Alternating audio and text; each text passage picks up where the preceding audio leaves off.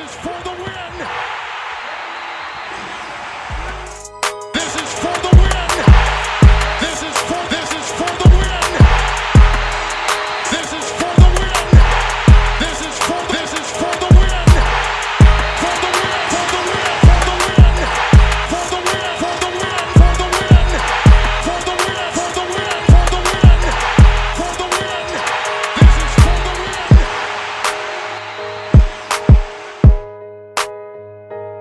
Welcome to the CPENN4THEWIN show. This is your host, Charles Penn. We're back with episode number 7.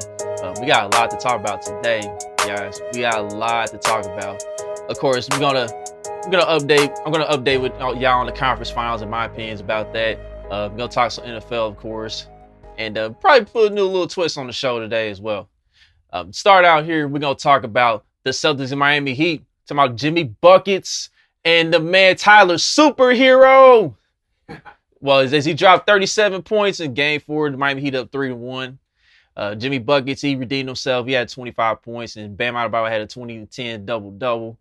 Celtics, Jason Tatum, he had a rough first half, but he redeemed himself with a strong second half. Ended up with 29 points.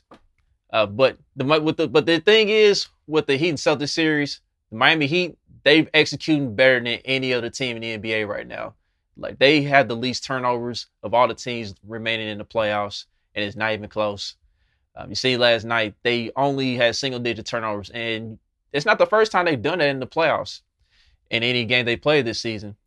You guys see, they only have lost 2 games.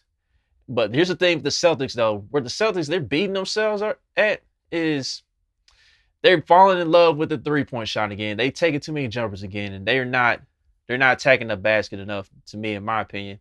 And another thing, they still struggling with the zone. Like, Miami, they was comfortable with running zone for the majority of the game, basically. And all you got to do is bring in a big man in the middle of the floor so guys can converge on the big man, and that's when the shooters open up or guys can, like, cut to the basket. And I don't think they playing Enes Kanter enough. And Kanter's a guy where you can put in the middle of the floor to where he can score in the post, or he's a good passer. And I'm surprised that Brad Stevens hasn't played him longer. And last night, he didn't even play him at all. And the 2 games before, he only playing single-digit minutes, and he getting out to good starts. So I don't really get that. And to me, I think Marcus Smart and Kemba Walker, they don't need to play together that long. I think Marcus Smart could come off the bench, because it seems like when those two are in the backcourt, when those two trying to work together, they're not coexisting. They're not coexisting. Like, I don't see really the cohesiveness when those two are in the backcourt. But at the same time, you do need those guys to play a lot of minutes. And I understand, like, down the stretch, you may need them both out on the floor. But for the majority of the game, I feel like Marcus Smart could run the second unit a little more, in my opinion. But in the meantime, you know, the Heat, they're 1 game away from going to the NBA Finals. I'm not going to rule out the series goes 7 games still, because Boston, just based on Boston's talent. But at the end of the day, you guys see who can close games and who can't close games. And for Boston, for the entire playoffs, they having a rough time closing games. And Miami, they're executing better down the stretch. You think that's because Boston's young? Yeah, I think that's part of it. That's part of it, in my opinion. Because you're seeing Jason Tatum, you see him, he trying to ascend to that superstar level. But you see at times, like down the stretch, he'll make a mistake here and there. A little shaky. Yeah. Kind of looking like Paul George's in a sense. I thought they would be able to rely on point guard Kemba. I thought he was going to be able to. Kemba shaky too. Yeah, but I thought, you know, because he's a vet in the game at this point. Yeah, that's another thing. Not in the playoffs, I get. Right. But in the game, he's a vet. So I figured they'd be able to rely on him a little bit more than they have. Yeah, that's another thing, because I feel like the Celtics, they're kind of lacking in leadership too. Yeah. Because you seen, like, in the locker room after, I believe it was after Game 3. 2, maybe? I think it was Game 3. When Marcus Smart had went off in the locker room saying, you guys are on BS, and you know, just throwing stuff in the locker room and everything. But I think that had to do with him and Kemba Walker not being on the same page. Because you guys seen, like, in the press conference when Kemba Walker was talking and they was asking him what was going on, Marcus Smart and the rest of the guys in the locker room, man, he said it wasn't much to really talk about. I mean, it's just one of those things you just got to get out and, we're going to continue to move forward. But I believe that's what that was. And with Kemba Walker, this is his first time being in the playoffs and not being in the playoffs, but getting this far in the playoffs. So this is brand new to him. But we have seen Kemba on the big stage before. Like in college, he stepped up to the plate and got it done. But this is totally different territory. NBA, I mean, it's the highest level of basketball. So yeah, and on top of that, Dragic is giving it to him. Oh, yes, absolutely. Dragic. When you got to play that much defense, it's going to hurt your offense. Yeah, absolutely. And Dragic, give credit to him because he was almost on the trading block before the season started. Jimmy Butler, people got to understand, like Jimmy Butler, he's not there to score 25, 30 points a game per night. Like people don't get what Jimmy is doing. Jimmy is making guys better on the floor. Like Dragic is having the best season of his career since Phoenix days, basically. And then you got Jay Crowder. He's shooting 3-pointers out of his mind. He ain't never shot over 40% from the 3-point range. And then, of course, you got Tyler Hero. He's getting better every day. Besides him shooting the ball, you seen him put on the ball on the floor even more and playmaking on top of that. So at the end of the day, Jimmy's there to make guys better. When it's time, Jimmy will know when it's time to take over. And last night, Jimmy realized that he was playing a little too conservative in the previous game. He realized, like, okay, I got to start attacking more now. And you see on the court, he was tagging a little more. He was looking for a shot a little more. And as a result, he was able to get it done. So I think the Heat, they're going to get it done regardless, whether it takes 5 games or 6 games. I think they'll get it done eventually. Oh, I'm sorry. You had a question in the back. Oh, right. Okay. So I'm gonna give you a chance to jump on this bandwagon early. Okay. So Tyler Hero, right? Okay. And my boy from Phoenix, God damn it, Devin Booker. Okay. Both Kentucky Wildcats, right? Right.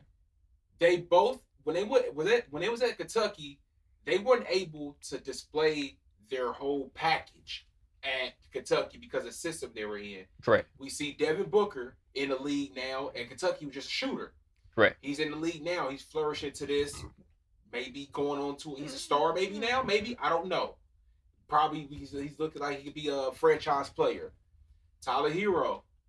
It looks like he could potentially he's flourishing. Looks like right now. Maybe at some point, maybe be the best player in the Heat. Would you say Tyler Hero could be better than Devin Booker?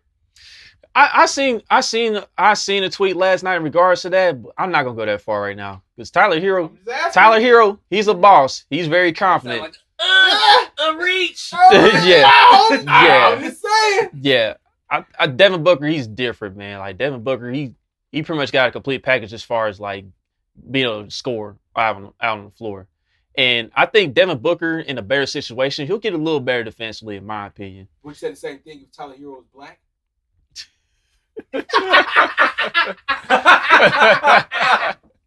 You funny. No, I'm being real. Listen, man.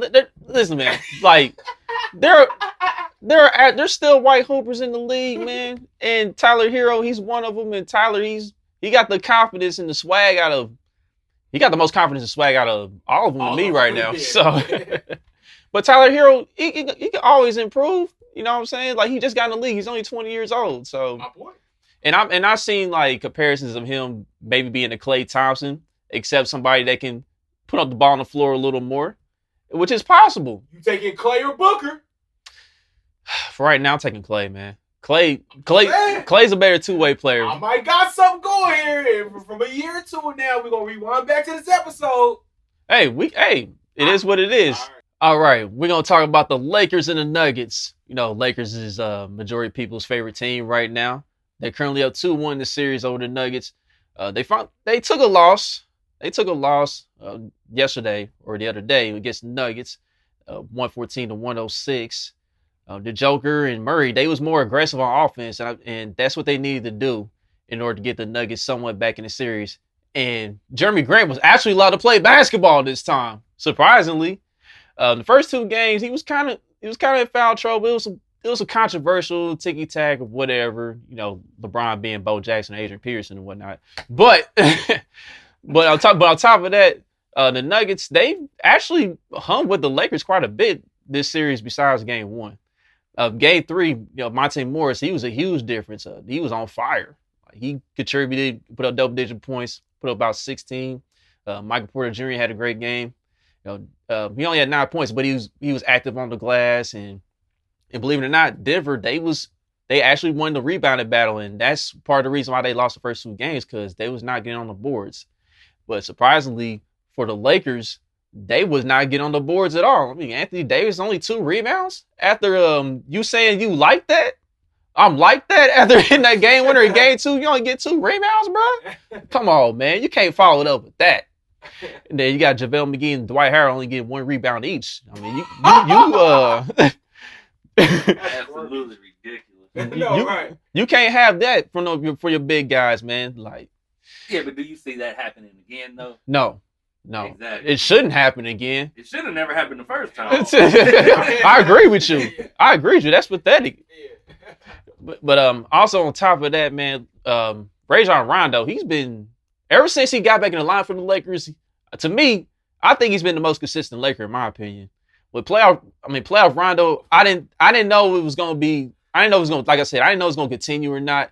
But he's clearly been showing up, still being the gaudy veteran he is. He playing the passing lanes well, doing a good job getting the guys involved. And if he does need to drive to the basket, he's done a good job of getting to the basket.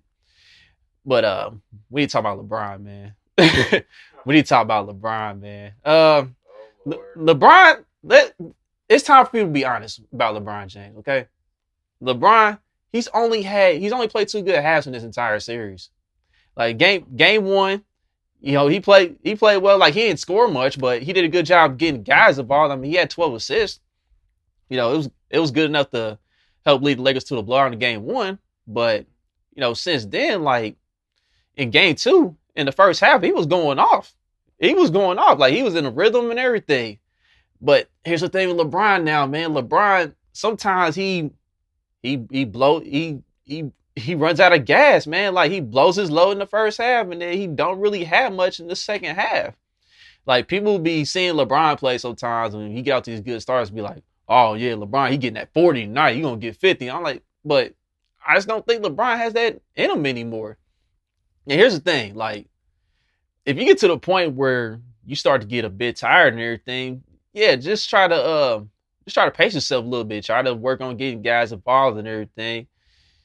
But people did not like this stat I brought up. These people did not like this stat I brought up on my personal Facebook yesterday. And it's quite funny, man. It's quite funny of all the comments that people was making on it. And here's the stat I brought up yesterday in regards to how LeBron has played in this series. In regards to this certain situation here. All right, so the clutch situation that we're talking about here is the last 5 minutes of the game, and the deficit is within 5 points. Oh, now, LeBron has only been in this situation for 13 minutes, granted. But still, like, you're supposed to be the MVP, right? Like, you can play over first place votes, and you're here in a clutch situation, and you're not showing up. So, this is what I got for LeBron here. In 13 minutes, he's 0-6 from the field, 0-2 from 3, and he ain't made a free throw. He's 0-2 from the free throw line. Now, with Jamal Murray, granted, Jamal Murray and the Nuggets, they've been in situations where they've been down 3-1 in each of the previous two series, and they had to claw back and win them. Now, in 35 minutes of Jamal Murray being in this situation, he scored 39 points. He shot 60% from the field, and he's 8 of 11 from 3, and he's made 1 free throw, only attempted 1 free throw. But my point is this. Jamal Murray, he's out here doing it. He's out here being clutch. He's not like one of the top 10 players in the league, but he's coming. You know what I mean? But LeBron here is getting all these accolades and complaining about not getting enough first place votes, thinking that he should have been more consideration for the MVP. And yet you're not doing MVP things when the team needs you to do MVP things in these situations. And that's basically been the story of his career for the most part. Like, with LeBron, okay, here's the thing with LeBron. When his teams are tied or they're ahead up in possession, he's cool. Like, he can be decent in those situations. But if his team is behind and he needs that extra lift to get him over the hump, he doesn't come through. And I understand that people say, well, He makes the right basketball player at times. I'm like, yeah, at times, yeah. He made a good decision passing the ball and stuff. We seen it with Jordan and Kobe. They didn't do it by themselves all the time. You see Jordan pass it out to John Paxson and Steve Kerr and everything. But you guys also got to remember this. Jordan set that up. You know what I'm saying? He had conversations with Paxson and Kerr like, look, if I'm getting double teamed, be ready. And Kobe with the same thing with Derek Fisher and Ron Artest in the NBA Finals. So now LeBron, it may be the same thing in a certain instance, but to me, when I watch the Lakers play, they having a rough time in the half court. Like, their half court offense is not good. Like, if they're not out in transition, it's a struggle to me. And like with LeBron, he out here making jump passes. That's the difference. Like, when you make jump passes, you're kind of making it easier for the defense to get in the lane and pick off your pass and for them to go the other way. The jump pass is one of the worst plays you can make, in my opinion. And that's why LeBron's turnovers is high at times, especially in these situations. He still had a triple-double, though. Here we go. Triple-double. Here we go. Here we go. Meaningless triple-double in that situation. Meaningless? Yes, meaningless, man. Meaning, had he not had a triple-double, they would have got beat by double digits. Oh, man. And then you pick out 13 minutes out of the 50,000 this man has played. I know. Out of the, what is he at? 48,000 minutes total. 10,000 in the playoffs alone. And you're going to pick 13 minutes. Yeah, from this to shit. make his whole career null and void? And then you basing that off an MVP award, which is off regular season. Yeah, but you guys, they're first in the West. Yeah. They're the best team in the West. Is the West better or the East better? Just keep it simple. I'm just saying, listen. Is the West better or East better? Who got the better second option between him and Giannis? Who got the better second option? He do. Thank you. Giannis had Chris Middleton. What are we talking about here? And we see Chris Middleton many times in the playoffs now show up. That's fine though, but I'm just saying. You got LeBron added a top 5 talent, dog. The Lakers were expected to be like near the top of the West or the top of the West this year. LeBron had an opportunity last year, and when the Lakers were still in playoff contention, coming off a groin injury. Before he got hurt, where were they at? They were the 4th seed, I believe. Is that bad? No, it's not bad. But y'all using that injury excuse when he came back. He was healthy enough to play, and the Lakers were not out of the playoff hunt yet. And he couldn't get him over the hump. They went 3-12 when he came back. Talking about, well, I'm gonna time to activate playoff mode and all this other stuff. And this dude he failed, dog. Like, one game, you seen where Kyle Kuzma had to push him to the spot to play defense. I'm with you on that. Defense is trash. His defense is not real. If you want to be an MVP candidate, you gotta play on both ends. I hear you. And there are times where LeBron, yes, he has stepped up and played some solid help defense and all that. And there was times where like he played defense well on the guy, but most of the time, man, LeBron been getting blown by, man. And you seen in this previous game, Jeremy Grant, I can't believe he was allowed to play basketball. I'm still shocked by that. But anyway. What? Yeah. Yes. What you mean? Man, you seen Jeremy Grant get ran over? Like LeBron's Bo Jackson in the first 2 games, and they calling a block on Jeremy Grant. Jeremy Grant in great position. They let LeBron dip the right shoulder on the guy. Tell Grant to get in that room. Yeah, get in that weight room. Hey, he got back with him. Jeremy Grant. Campbell's chunky. Hey, Jeremy Grant was physical with him all of a sudden. You see he was bringing back to Brian like, yeah, I'm here now. What's up? Yeah, he's going with it. This is the Chuck Bayless segment. Chuck Bayless. Chuck Bayless alert. Yeah, Chuck Bayless. But now, Jeremy Grant, he was very solid on defense, and you seen like when LeBron was guarding him, Jeremy Grant was getting by him. Yeah. Getting by him to the basket. So, Jeremy Grant, he's been the key element to the Denver Nuggets, and he's a huge reason why the Nuggets are even still alive in this series.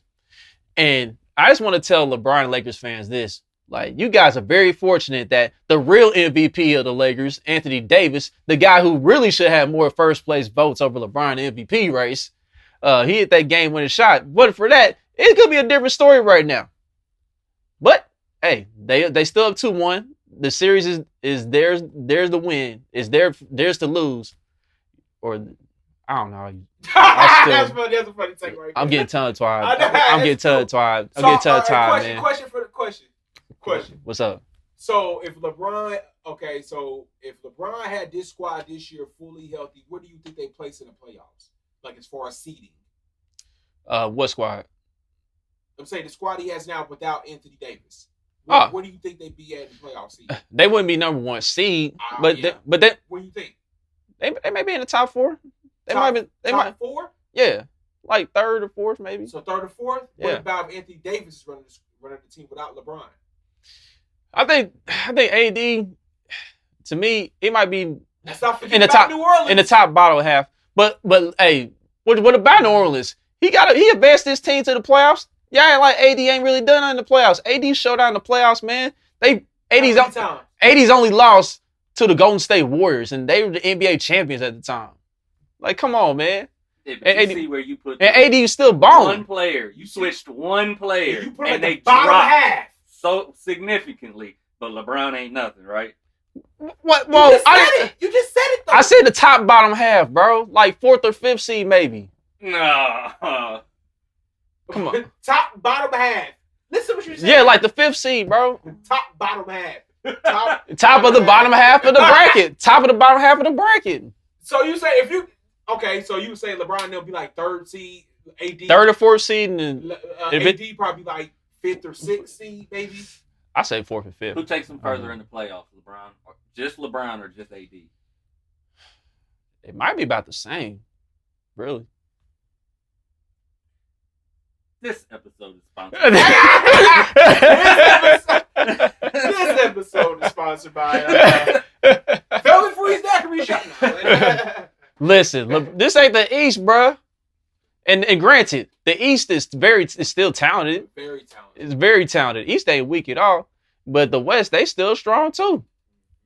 So I think with LeBron by himself, I mean I think they still may go to the Western Conference Finals. Cause the Rockets, they're a bunch of frauds, man. They're a bunch of frauds. So I think LeBron would take them to the Western Conference Finals, maybe still. That's as far as I'll go. Little respect. Now I found this quite interesting here. After Game 3, after the Lakers lost Game 3, according to KNBR Radio, I think it's a Denver radio station, if I'm not mistaken here. LeBron James got the Lakers to file a complaint with the league. He's saying that he's not getting enough foul calls. Like LeBron, it was not an issue when you lost Game 1 of the previous two series, but now that you're up in the series and you lost, it's a problem now. You complain over foul calls now, like you're not shooting under 70% from the free throw line. Like, you don't be shying away from the free throw line when the game gets tight. Like, come on, bro. You got to stop this, man. Like, you already got an advantage as it is, being the face of the league. Like, dude, you really need to man up, LeBron. You really need to man up. And just go ahead and do your job to get the Lakers to the NBA Finals. That's what you need to focus on, man. You don't need to be crying over foul calls. And what's funny about that is this. Like, I'm gonna change the subject a little bit, just for a quick second. Kobe B. Bryant, God rest his soul. Rest in peace to Kobe.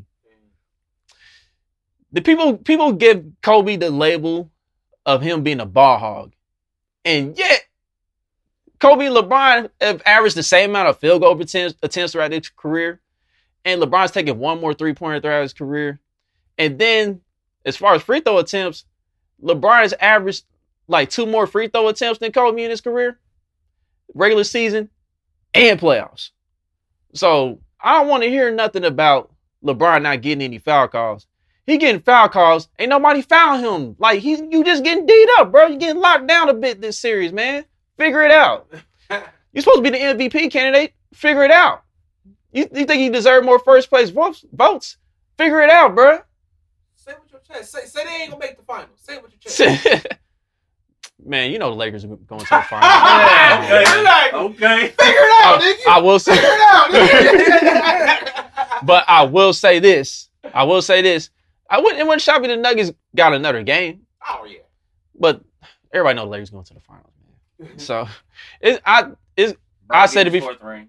Just say it. Just say it. Just say it. Just say LeBron get his 4th ring. Why would I say that? What you mean? Why would you say that? Why, it's the truth. You got Heat beating them?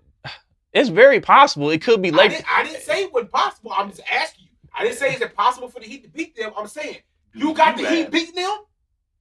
It could be Lakers Pistons 04 Part 2 coming soon. It could. Yeah. It could happen.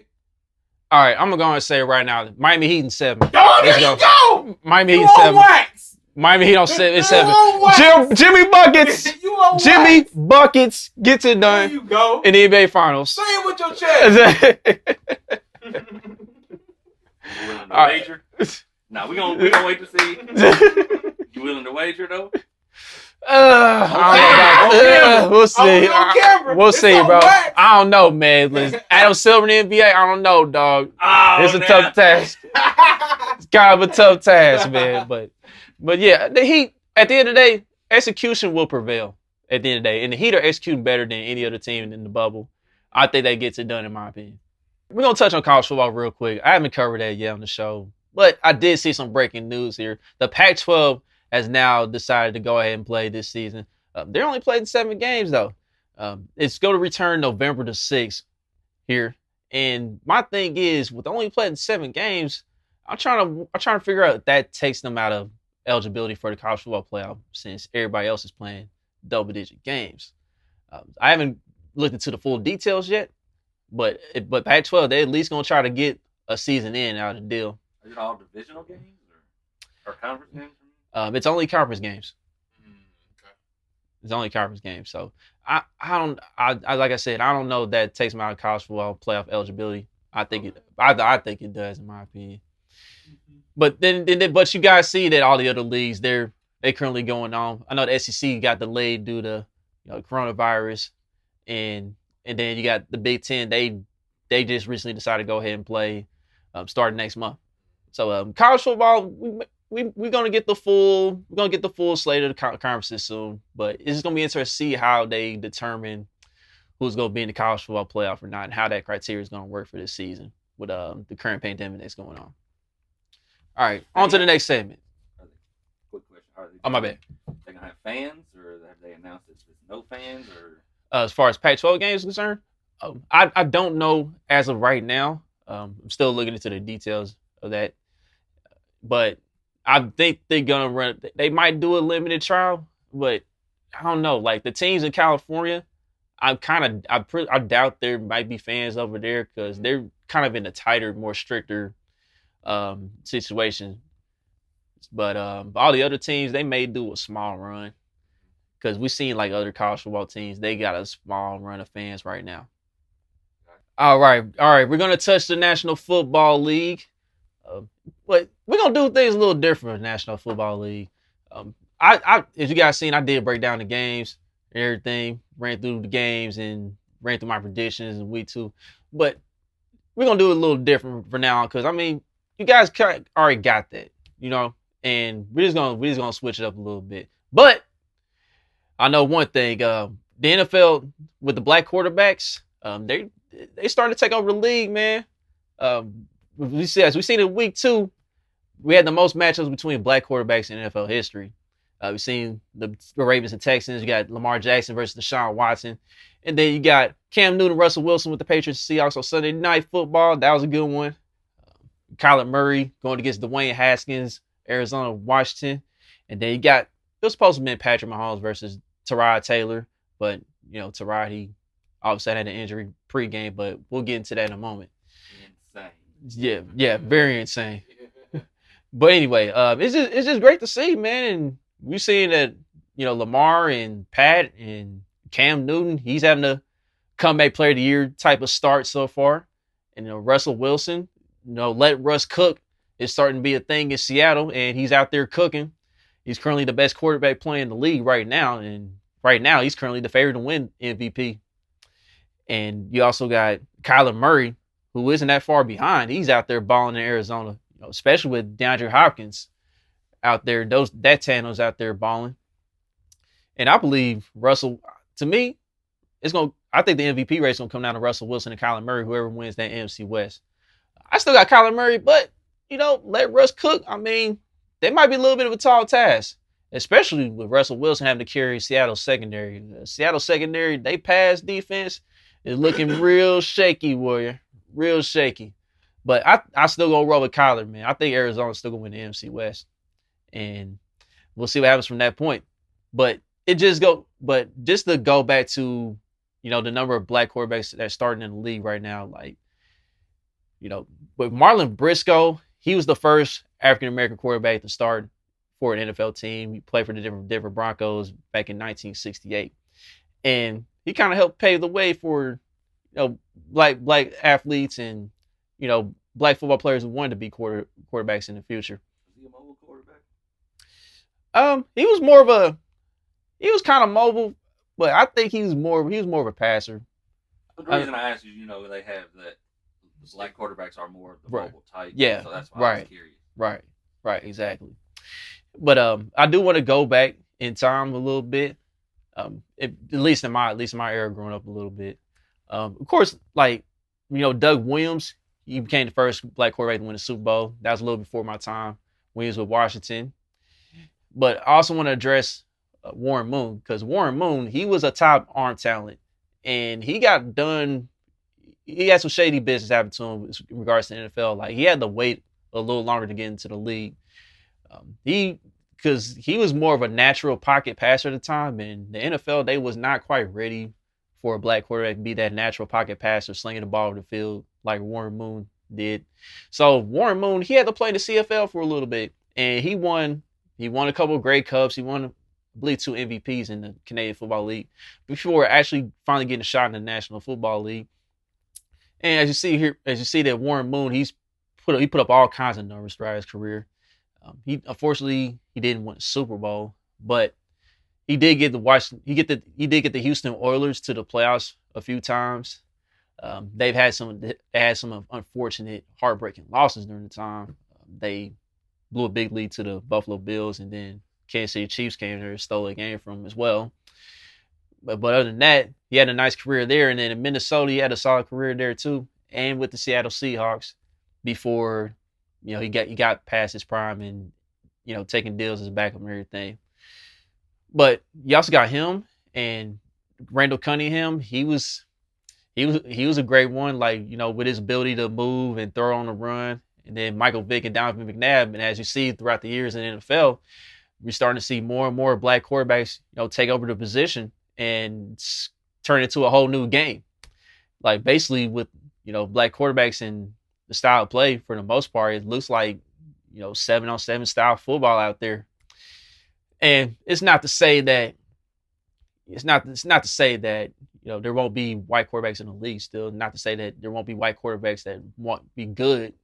You still got Tom Brady and Phillip Rivers and Ben Roethlisberger and Aaron Rodgers. You got those guys around still. We still gonna give them their flowers. But I'm just saying that now with this current NFL and, the top quarterbacks that are in the league currently, it's a brand new it's starting to turn into a brand new football league. New wave. So I just want to give a shout out to the black quarterbacks real quick. And those guys are producing pretty well, and I hope they have long careers moving forward. Involved in the game. Yep, exactly. But I've touched on Tyrod Taylor earlier, and this is crazy, man. Like, the Chargers, their organization is something else. This is wild. Like, I found out that Tyrod had taken an injection, and it was supposed to help heal the pain as far as his cracked ribs was concerned. Now, I didn't know he was playing with cracked ribs, first of all. I didn't know that. But I guess when he took the injection, it punctured his lung, and it caused him to cringe, and it caused him to struggle. Like, when he got over to the sideline on the bench, he was just struggling to breathe and everything. And it was a scary situation. Because when I was watching the Chiefs and Chargers, like, all of a sudden they just came out of nowhere with Herbert. I was like, what is this, man? I'm like these sneaky little dogs. But come to find out, yeah, that was a tough situation with Tyrod Taylor. Now, I'm glad he's doing well and everything. Unfortunately, he's gonna miss another week. But I feel like, if he does get healthy again, I don't think he should lose his job right at the gate. Like now, That's debatable. now, The doctor should. now, yeah, like I'm talking about Tyrod not lose his job, but the doctor, yeah, man. I feel like Tyrod. You got to sue the team doctor, man. I feel like Tyrod should get paid off of that. He lost his job. He had to get his money somewhere else. Yes. Herbert's about to start for the rest of the year. Guaranteed. Oh, well, yeah. I mean, as far as quarterback play, I mean, I think Herbert got a little more upside, but with this, with this situation, I feel like Tyrod should still get another chance if he does get played. But it is kind of tough, seeing if Herbert does just get on this run where he just goes crazy and balls out. So, gotta beat the high hand. Yeah, that's how it should go, man. Like if somebody gets hot, then it is what it is. I mean, it's a tough business at the end of the day, but at the same time, I do hope Tyrod takes the action to, try to at least get a settlement or a big settlement out of this deal, because at that point he deserves it. And this is not the first time the Chargers have issues with team doctors. I just found out today too. This former doctor named David Chow, like I heard him on Warren Sharp's podcast. He's a guy that, covers the league and kind of gets into the fantasy football a little bit and covers like the key games and everything. But he had a history of having a couple of DUIs and illegally getting prescriptions, and it's a long list of horrible things that this doctor did, and of course he eventually got fired. But Chargers and their team doctors, man, they gotta get that together, man. Like that whole organization needs to be reevaluated because not their defense. I mean, yeah, their defense is pretty. Yeah, their defense is pretty strong, man. Their defense is strong because they played Pat Mahomes the toughest out of any team in the National Football League. But the thing with the Chargers, man, they be letting them teams hang around too long at times and don't put them away. And when you play the Chiefs, you gotta play the full 60. So, and that's the thing with the Chargers, man. Like they've had all this talent come through their organization throughout the entire history, and they can't win a Super Bowl out of it. I mean, they always come up short, or it's always some mess they involved in, like with the team doctors. So, it's crazy because they just moved to a new stadium. Like the Chargers, they just got to get together, man. They got to get together. All right, I'm gonna go ahead and give my assessment on my personal top 3 games instead of just breaking down the entire slate. Now the first game, this game was crazy. Like Dallas and Atlanta, the Falcons, man. We need to talk about these Falcons, man.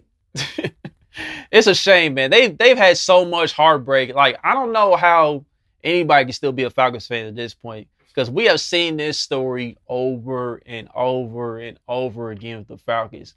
The Falcons were up as much as 26-9, I believe, in this game. And like when you have a monster defensive performance from Deion Jones had 6 tackles and like 2 forced fumbles, I believe. When you have a guy performing like that on defense and getting you extra possessions on offense, you have to close out that game, man. I'm sorry. You have to close it out. Matt Ryan was balling out. He had 273 yards and 4 touchdowns. Calvin Ridley and Russell Gage both go over 100 yards again. But Julio, man. First of all, I didn't know Julio was playing through injury, but Julio, man, like he had a wide open touchdown. They put Russell Gage in sort of a wildcat, and Russell Gage threw a perfect dime right in his hands, and bro, Julio dropped it, man. And Julio, man, like I understand he played through injury and he's balled out playing through injuries before, but it's like I don't know. You just gotta wonder, man, because Julio, for a guy of his talent, I don't know if it's coaching staff or him, but I think it's coaching staff most of the part still, because with the numbers Julio's put up, he should be having way more touchdowns in his career, in my opinion. That's what I was gonna say. It's almost like he's allergic to the end zone. Yeah, it's crazy, man. Because like I said, when he had the opportunity, he dropped the ball, and I don't know, man. But anyway, the Falcons were up big in this game, but you seen that the Cowboys, they started clawing their way through. Dak Prescott got in a little rhythm, and here's the thing with Dak Prescott. This is what I don't get from Dallas. Dallas, to me, they seem like they still play. They playing like Jason Garrett is still the head coach. Like they basically come out with the same game plan every time I watch them. Like they always start running the ball with Ezekiel Elliott. Like it's one of the most predictable things I've seen from a football team. Like with Mike McCarthy, I don't know. It may take a minute to switch up or something. I don't know. But with Dak, I don't know why they don't try to get him in a rhythm early on. Like go up tempo, like push the pace early on with Dak. Because it's, to me, when Dak is behind, that's when he plays his best. And that's when he really gets in a rhythm and really hits his receivers in stride and everything. And you seen it when they was down big. Like Dak was pushing the pace and keeping the tempo up, like going no huddle at times. And you seen Amari Cooper, he had a nice catch, nice one-handed grab down the field.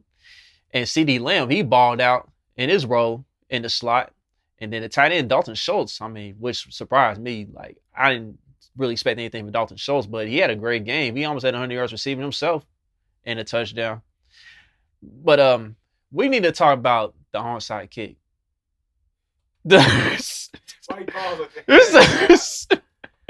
Like, I get that.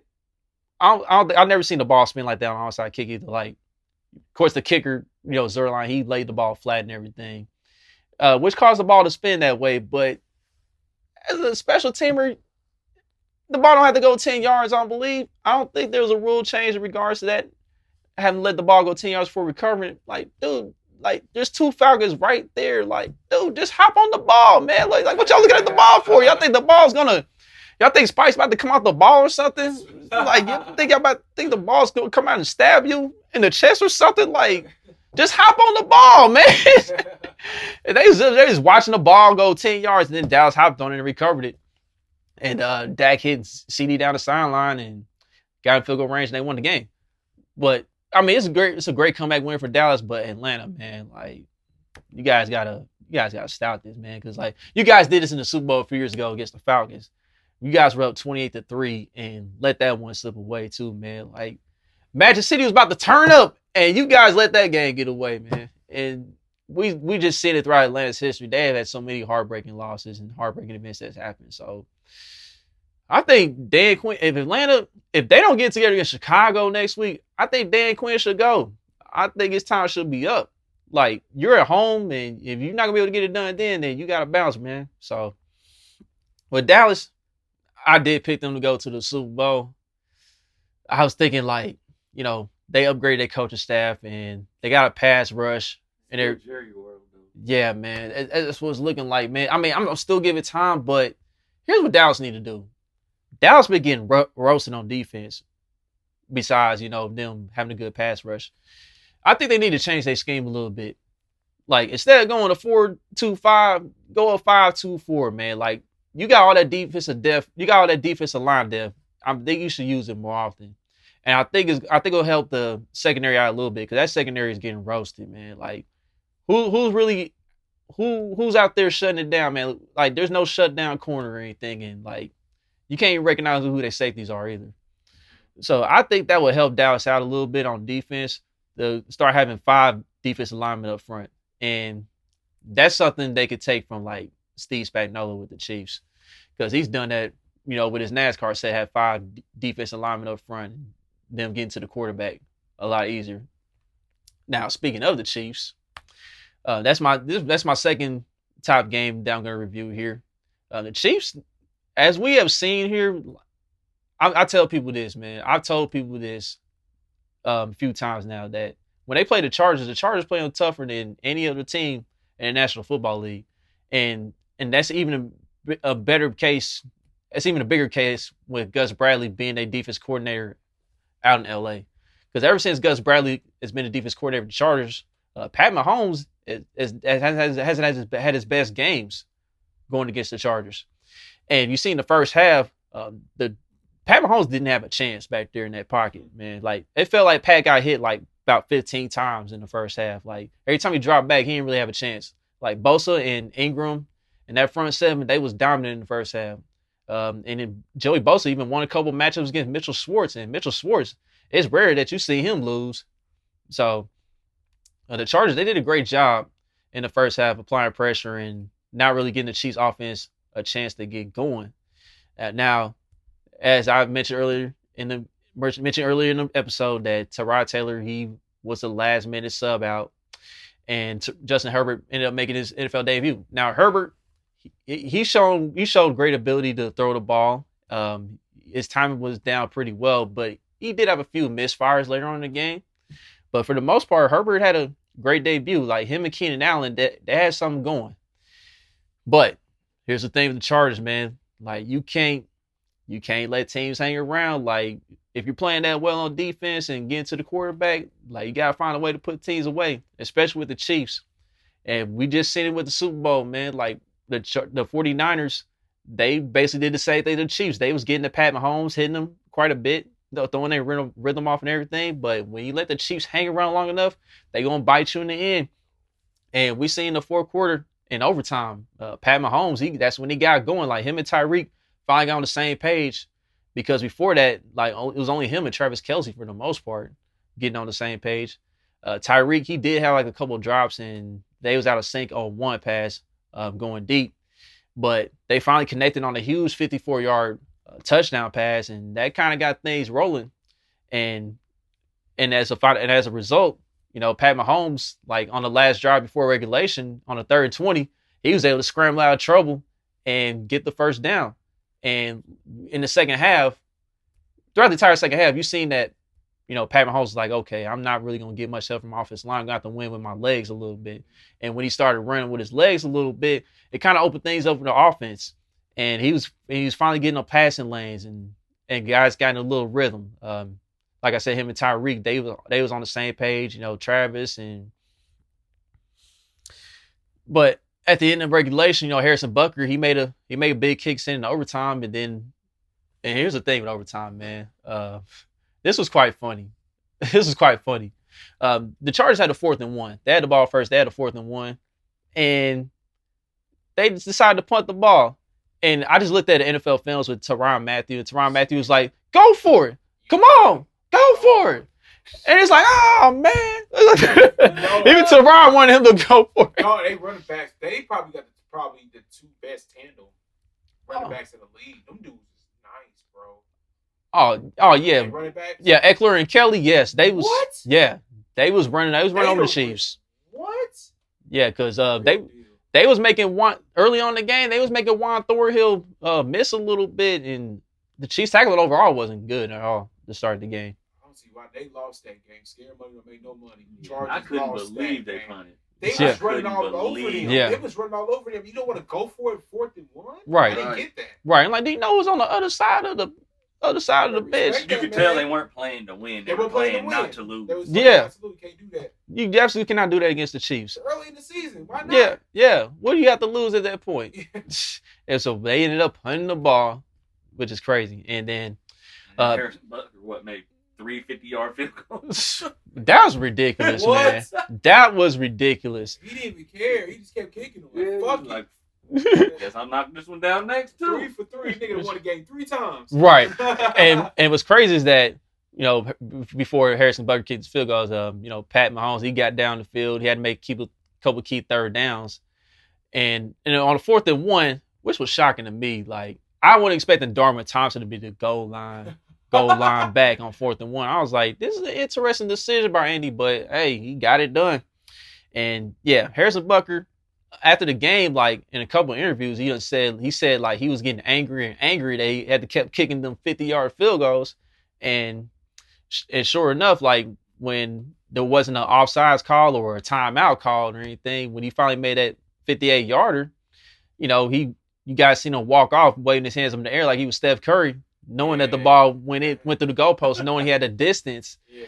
And he was just like, man, I just got angrier and angrier.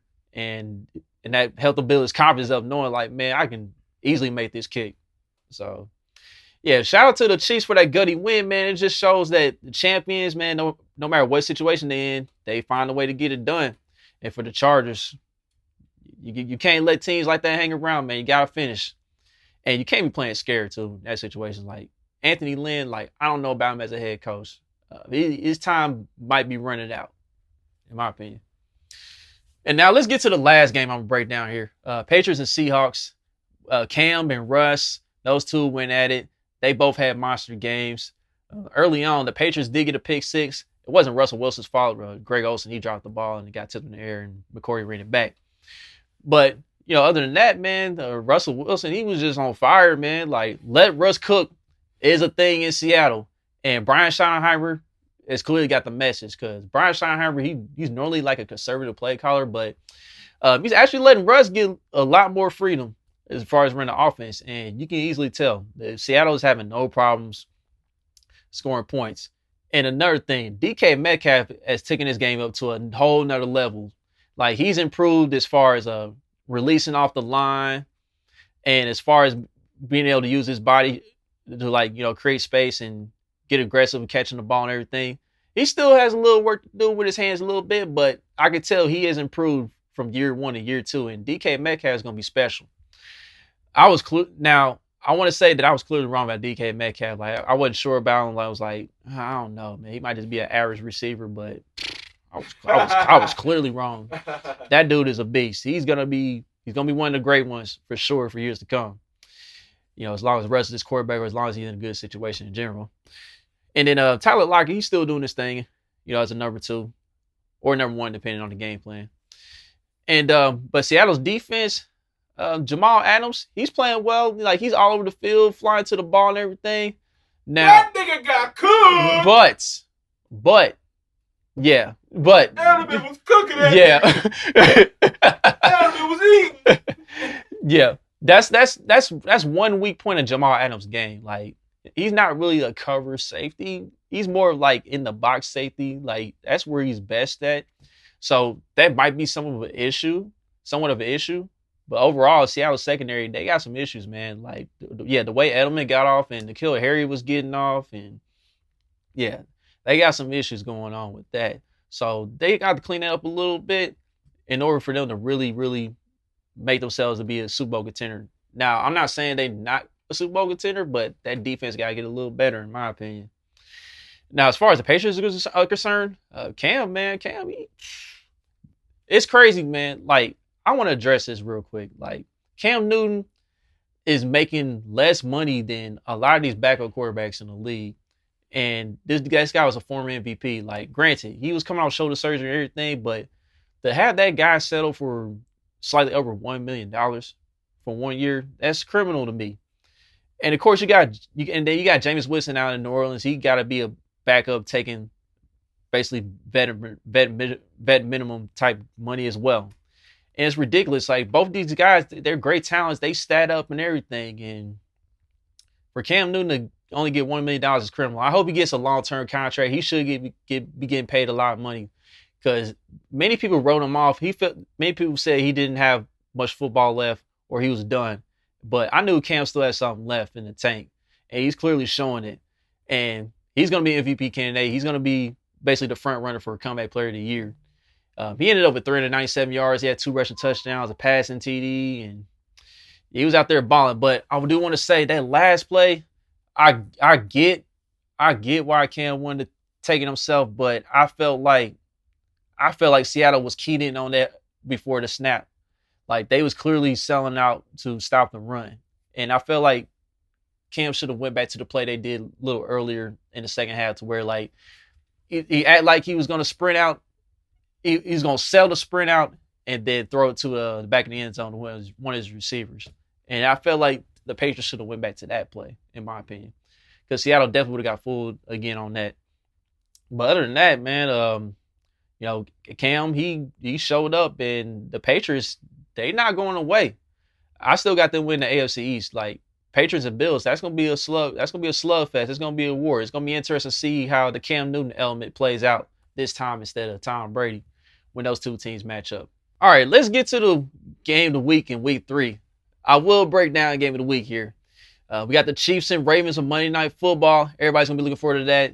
You got 2 of the top quarterbacks in the league. You got Patrick Mahomes and Lamar Jackson. They've won the last two regular season league MVPs. Patrick Mahomes coming off a Super Bowl championship. Lamar Jackson coming off a monster MVP season. Still looking for his first playoff win, and still looking for his first win against the Chiefs in general. You guys see here, Pat Mahomes and Lamar Jackson, they putting up pretty good numbers this season. You got Pat Mahomes throwing for 513 yards and 5 touchdowns. Lamar throwing for 479, 4 touchdowns. Lamar got 100 yards rushing. Pat 54 yards rushing.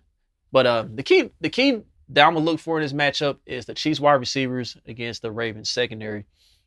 Ravens secondary still got enormous talent. Even without Earl Thomas, I think that they haven't skipped a beat, since he left. Looks like they haven't been affected at all. Marcus Peters, he's still a beast. He's still one of the top corners in the league. Probably the top zone corner in the league. And then you got Marlon Humphrey. He's one of the top man-to-man corners in the league. But and then you got the Chiefs here. You got Tyreek Hill being the big game breaker. Travis Kelce's the best tight end in the league. And then you got Sammy Watkins, who I'm not sure he's going to play or not after taking the hit last week. And then you got the speedy Miko Harmon and DeMarcus Robinson. The key that I'm going to look for is the Chiefs and how they use Tyreek Hill, because I believe the Chiefs can only use Tyreek Hill for the most part in the slot. I think you want to use Tyreek in the slot. If you use Tyreek in the outside, I don't think it'll be as effective. So you got to kind of move Tyreek around a little bit, try to give him in a space where he can just operate. Kind of like how they did in the second half against the Chargers last week. And I think Tyreek will start to, create space, and he'll start to get open and have more opportunities to make big plays out in the field. And it's just going to be interesting to see who Marlon Humphrey lines up against. I think Marlon Humphrey will line up some with Tyreek, and I think Marcus Peters may get some, but the Ravens they're gonna give out some different looks, and it's just up to the Chiefs up to Chiefs and Andy Reid and Pat Mahomes to come up with a good scheme against that, and I think they'll be successful in that matter, because the past two matchups, the one last year in Arrowhead, they didn't have Tyreek Hill, and their offense ran fine. Like Mecole Hardman, he had a monster play in that game, and DeMarcus scored, and Sean McCoy got his, and the Chiefs, they had no issues in that game. The score looked close, but the Chiefs had the game already wrapped up, and the Ravens kind of got back in the game just due to like some flukiness, like when the ball was hanging. Lamar had 2 passes hang up in the air, and the receiver still somehow caught the ball on 4th down. It kept their drives alive. So, and then in the matchup before, Pat Mahomes and Tyreek Hill, they had a little miracle play on 4th and long, and Tyreek was on a limp ankle. He makes a big play, gets to the sideline, and the Chiefs eventually close out that game in overtime.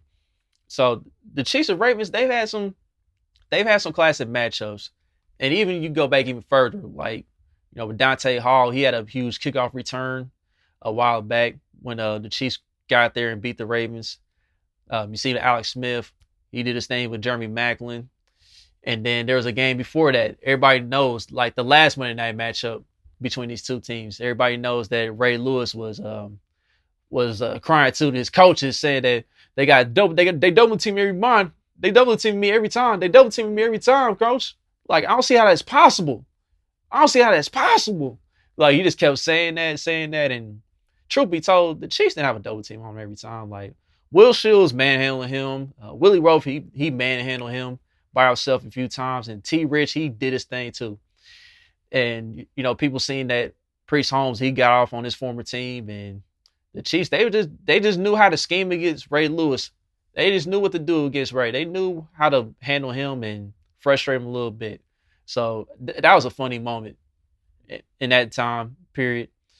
But at the end of the day, I think the Chiefs, they pull it out. The Chiefs should win again, in my opinion. Like the Ravens, I understand people having them as like a favorite or a top team to come out of the AFC, but until I just gotta see Lamar beat the Chiefs for a change, and I just gotta see Lamar finally win a playoff game.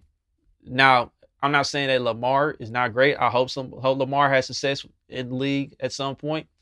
But you just gotta show me, man. I live in the show me state, so you just gotta show me, bro. So I got the Chiefs tweaking it out, man. I think the Chiefs, they'll probably win by 1 possession. It'll be that type of game. Like, it'll be like a mano type of battle with these two teams. I think you should see plenty of points in this matchup. This will conclude this week's episode of the CPENN for the Win show. This is your host, Charles Penn. And until episode 8, you guys enjoy the rest of the games here in the NBA playoffs. Week 3 of the NFL season. And I'm out.